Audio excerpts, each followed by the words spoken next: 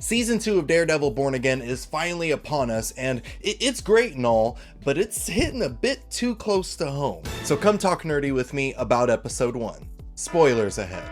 Before I get into anything else, I have to talk about Daredevil's new suit, because it is just the black and red. That's my favorite color combination when it comes to superhero stuff. I loved it when Oliver from the Invincible series got his black and red costume. Like, that was sweet, and I'm even more excited about this Daredevil costume. It's beautiful. And the best part about it is he has the classic double D's on his chest. Don't be a pervert. So it looks like a comic accurate suit, and I'm all for this phase that's been going on in the MCU with comic accurate super suits. It's just, it makes me so happy. So after one episode, I absolutely love this season so far, but gosh darn, ain't it just like a pure reflection of the world that we're living in right now? Like how the episode starts with a propaganda video, like, look how wonderful Mayor Fisk made everything, isn't this great? No, everything is not going great. In fact, things are much worse. You have the anti-vigilante task force patrolling around New York City,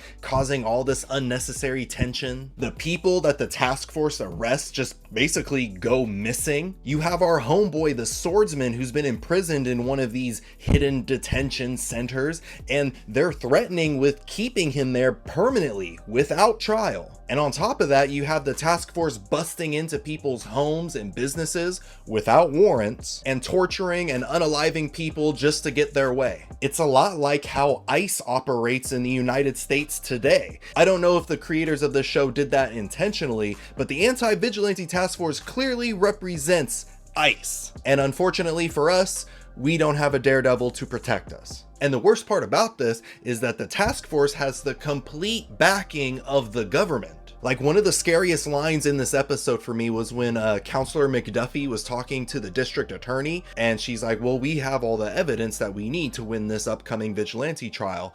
And the DA was like, you think the evidence matters? Oh no, they're about to do whatever they want in this trial, aren't they? And just like the real world, evidence doesn't matter. Facts don't matter. All that matters is this false reality that the higher ups in our world decide benefits them. So yeah, watching this episode has me like, I thought this was a superhero series, but I think this is a documentary. So yeah, New York City under the control of the Kingpin is a very terrifying place to be. And it looks like the Kingpin's not going to lose power anytime soon, especially when he has powerful backing from the US government. Specifically from a character named Mr. Charles, who is played by Matthew Lillard. What happened to you, Shaggy? Now, I don't know anything about Mr. Charles. As of right now, I don't have any idea if he's from the comics or if he's just his own original character, but what I do know is that this dude is terrifying to me.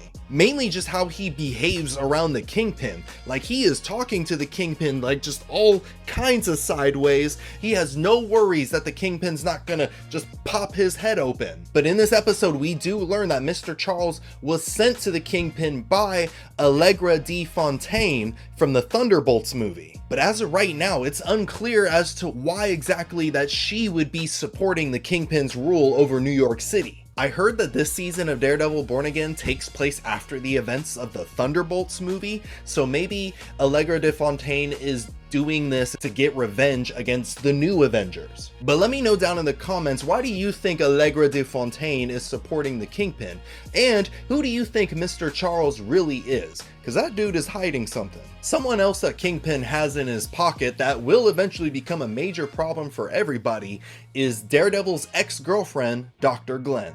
Ooh, I know, we all do not like her. Especially when she's using her therapy for evil, basically interrogating the swordsman and kind of forcing him to give her answers that would incriminate him. But she's not doing too hot personally, because she's starting to have PTSD from surviving that serial killer Muse. And it honestly might be even worse than that, because she's starting to see Muse everywhere she goes. And there's this cool moment in the episode where she's interrogating the swordsman and asking him true or false questions. And one of them was, evil spirits possess me at times. And of course the swordsman says no, and she marks it down as no. But while she's sitting in her apartment talking to the DA who's trying to coerce her to change all the swordsman's woman's answer so they can prosecute him, Dr. Glenn sees the ghost of Muse again, and she changes the answer of evil spirits possess me at times from no to yes. One, this is to show how much of an evil person she is now while working under the Kingpin. But two, most importantly,